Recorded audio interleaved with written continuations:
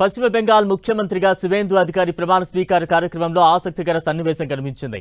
ముఖ్య అతిథిగా హాజరైన ప్రధానమంత్రి నరేంద్ర మోదీ వేదికపై ఓ వృద్ధుడి కాళ్లు మొక్కి ఆశీర్వాదం తీసుకున్నారు.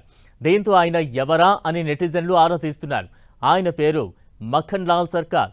పశ్చిమ బెంగాల్ బీజేపీలో అత్యంత సీనియర్ నేతల్లో మఖన్ లాల్ ఒకరు. జాతీయోద్యమం సమయంలో ఆయన కీలకంగా వ్యవహరించారు. 1952లో కశ్మీర్లో శ్యామ్ ప్రసాద్ ముఖర్జీతో పాటు ఉద్యమంలో పాల్గొన్నారు. అక్కడ భారత జెండా ఎగురవేసి జైలుకు వెళ్లారు. 1980లో బీజేపీ ఏర్పాటైన తర్వాత పశ్చిమ దినాజ్పూర్, జల్పాయిగురి, డార్జిలింగ్ జిల్లాలకు సంస్థాగత కోఆర్డినేటర్గాను పనిచేశారు. కేవలం ఏడాది వ్యవధిలోనే పార్టీలోకి 10,000 మంది సభ్యులను తీసుకొచ్చారు. 1987 నుంచి వరుసగా 7 ఏళ్ల పాటు పార్టీ జిల్లా అధ్యక్షుడిగా వ్యవహరించారు.